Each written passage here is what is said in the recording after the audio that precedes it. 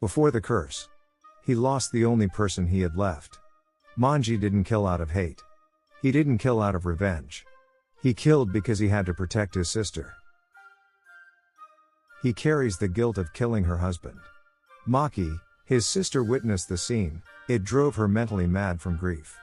Manji vowed to take care of her no matter what, because just like him, she also has nobody left in this world. Then, something unnatural found him. Yabikuni, a mysterious old lady. She offered him salvation. But he did not understand her. He told her to get lost. Soon he noticed his sister was missing.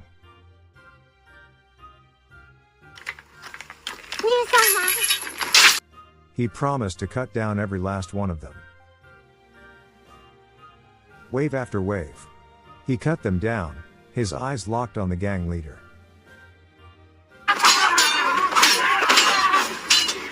Finally, he reached him, but he was not unscathed. The gang leader stabbed him in the chest. But he stabbed back, taking the man with him. Barely alive, he struggled over to his sister's dead body. Wounded, broken, spent. Then, the nun appeared again. "I offer you salvation." She gave him bloodworms and told him he would never be able to die again from now on. An immortal warrior.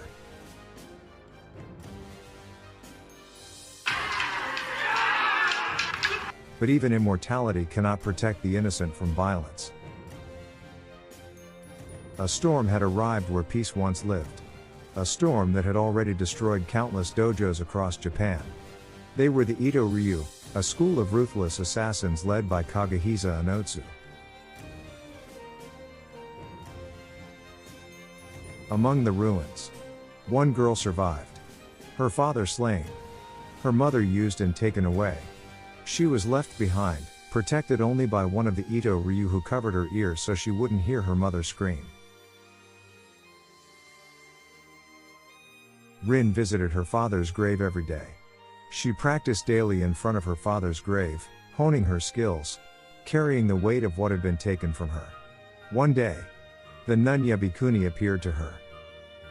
Seeing her pain, she offered a solution, a way to turn her suffering into power, a chance for revenge. She spoke of a bodyguard who lived in the woods. A man who could not die. Seek him and revenge will be yours. She sought him out. Through towns, over mountains, following whispers and clues, until she came upon a small shed deep in the woods. In front of the shed, a man was chopping wood with his blades. When he looked at her, he was struck. Maki? The girl. She looked exactly like his sister. She told him everything, what had happened, who had sent the Itto-ryu against her family.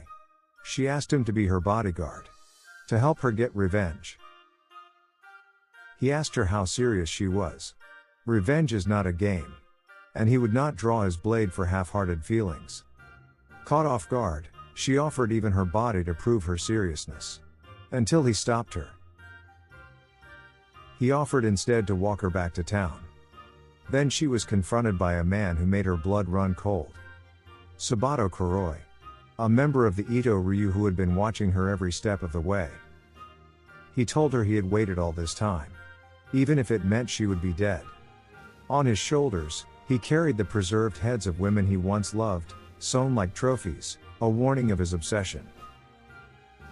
Then, from one of his soldiers, she heard her mother's voice. The head spoke her name. Blinking, as if alive. Manji steps forward, drawing his weapons. But Sabato turns his back on him. Stay out of this. He walks toward Rin. Manji attacks anyway. Thinking it was over, he loses focus. Then in an instant Sabato rotates his shoulders all the way around. Fighting with his back turned. He drives his sword through Manji's chest. But death has no hold over Manji. The bloodworms heal the wound instantly. Though he feels every sting of it. Manji strikes again and slices through Sabato. It's over. After defeating Sabato, Manji looks to Rin. Her mother is not just missing anymore. She is confirmed dead. Manji offers her a shoulder to cry on. And tells her he will help her get her revenge. News of Sabato's defeat reached the Itto-ryu. He had been one of their 10 strongest warriors. But their leader, Kagehisa Onotsu, did not panic. He was in the middle of negotiating with the shogun. A deal to make the Itto-ryu the only recognized school of swordsmanship in all of Japan. Calmly, he instructed his men, be vigilant. Be on your guard. The threat has not ended. Knowing the Itto-ryu would come, Manji prepared. He sent Rin into town to collect his blades from the swordsmith who maintained his weapons. But in town, Rin saw a face she would never forget. A man who had stood beside Onotsu the night her family was slaughtered. Trembling, she returned to Manji as fast as she could. She told him everything. Manji asked only one question. Where is he? And without hesitation, Manji set off. The man Rin saw in town was Taito Magetsu, a skilled swordsman of the Itto-ryu. A man who had stood beside Onotsu the night Rin's father was murdered. And now, he was waiting. The two warriors clashed. Steel against steel. Magetsu fought with precision. Calm, controlled, calculating. Unlike Sabato, he wasn't reckless. He used his environment to trap Manji in quicksand. He went for a final strike to end it.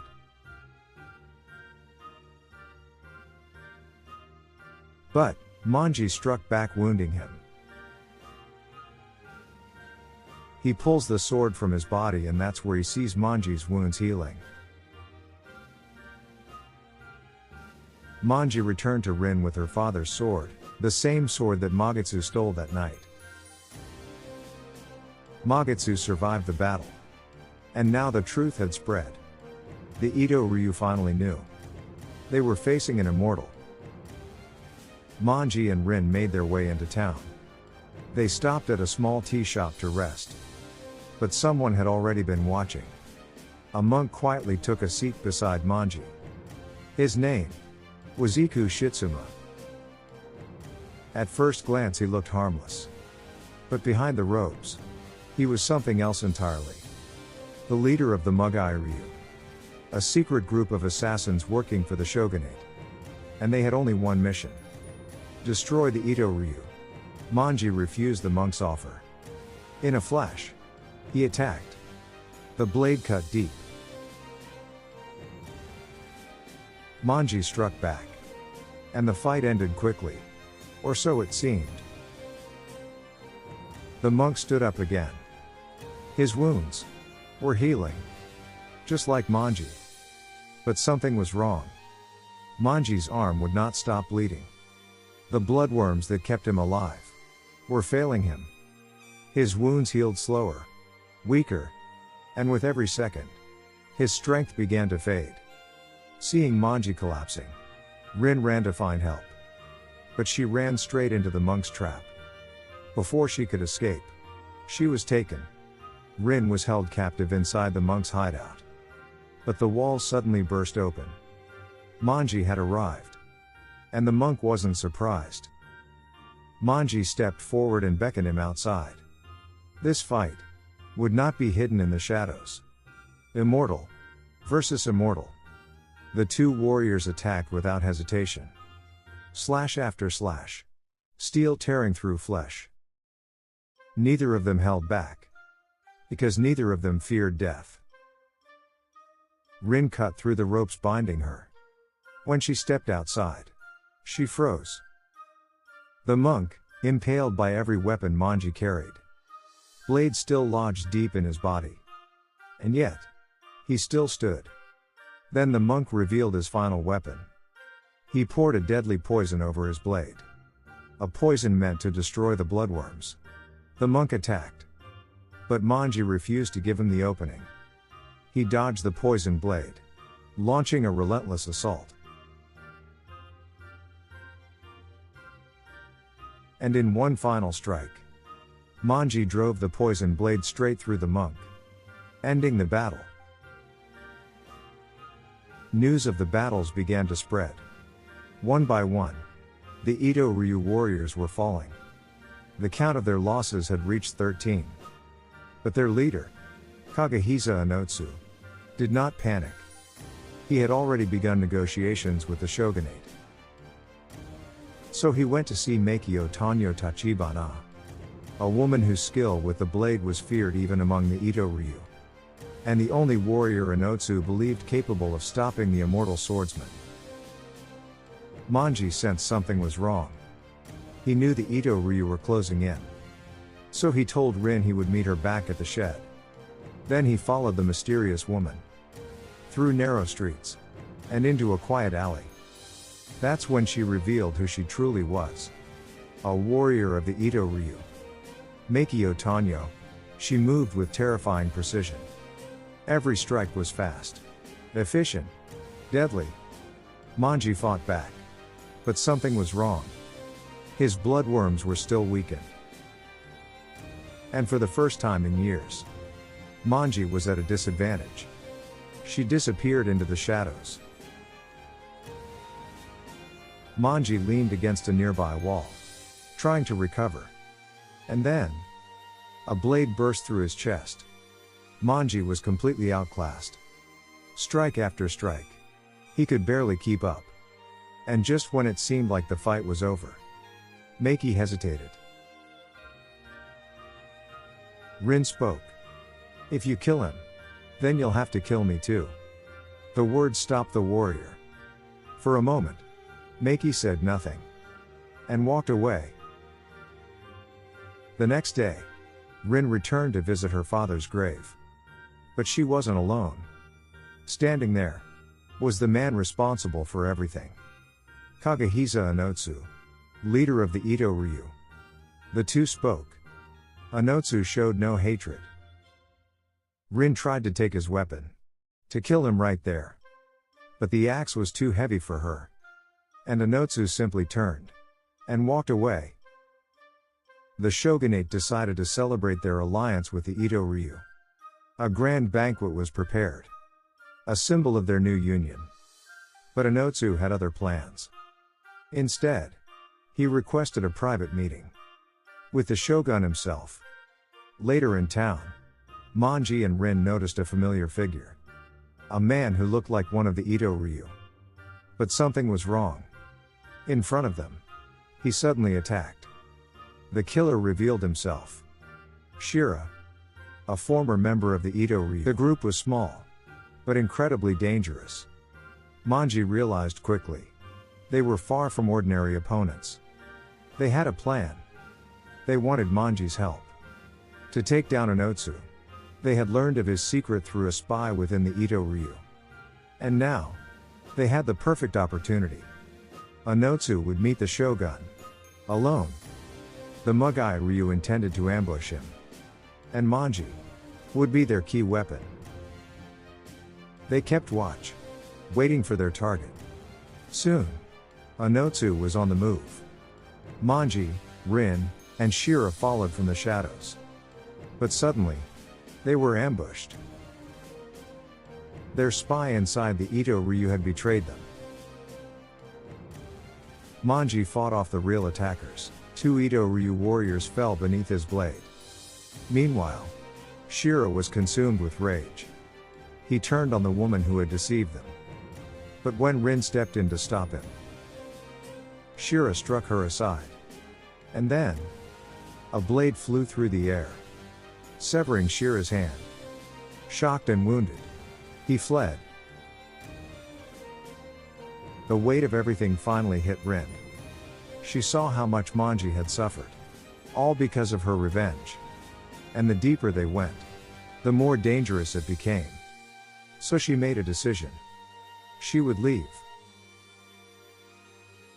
When Manji returned to the shed, he found only a note. Rin was gone. And without hesitation, he went looking for her. Through the streets, through the night, searching everywhere. Meanwhile, the real Onotsu traveled alone. He climbed the mountain to meet the shogunate. The meeting that was meant to secure the future of the Itto-ryu. But when he arrived, he realized the truth. The shogun had never intended to honor their deal. It had all been a trap. Onotsu had been betrayed. Back at the banquet, the celebration was never real. It had all been a trap. The shogunate poisoned the food and drink. And one by one, the Itto-ryu warriors collapsed. In a single attack, the shogunate wiped them out. On his way back down the mountain, Onotsu was surrounded. Soldiers of the shogunate closed in from every side. And in that moment, he understood the truth. There was nothing left to return to. He had only one goal: to escape. But in the chaos, he ran into someone unexpected. Rin. And now, she was caught in the middle of the battle. As Onotsu fought his way forward, Rin stayed close beside him. As Manji searched for Rin, he was suddenly ambushed. 3 Itto-ryu warriors surrounded him. A 3-against-1 fight. They quickly overpowered him.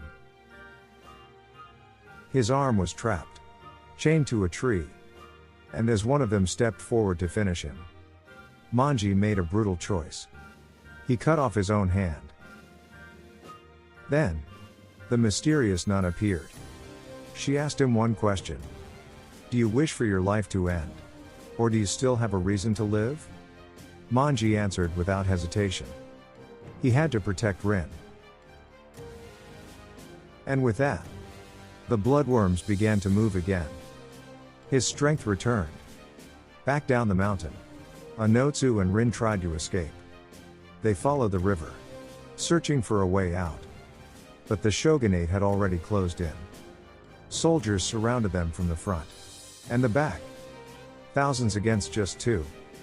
As the soldiers moved in, Rin shouted for them to stop. She begged for the fighting to end. But the general gave a different order. Silence the girl. The soldiers rushed forward. A blade flew through the air, dropping one of the soldiers instantly. Manji had arrived.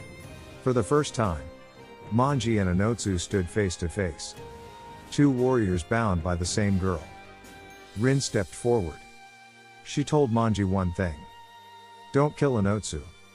Just kill anyone who tries to kill me. The battle began.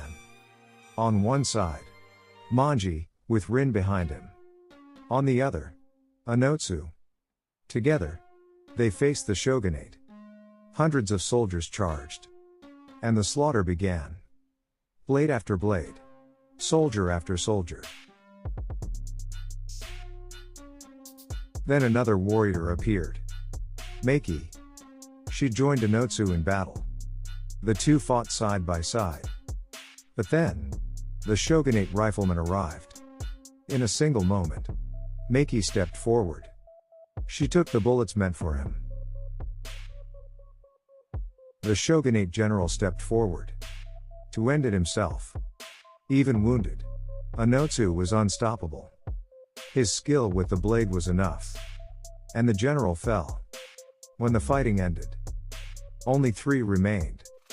Manji, Rin, and Onotsu. Onotsu began to walk away.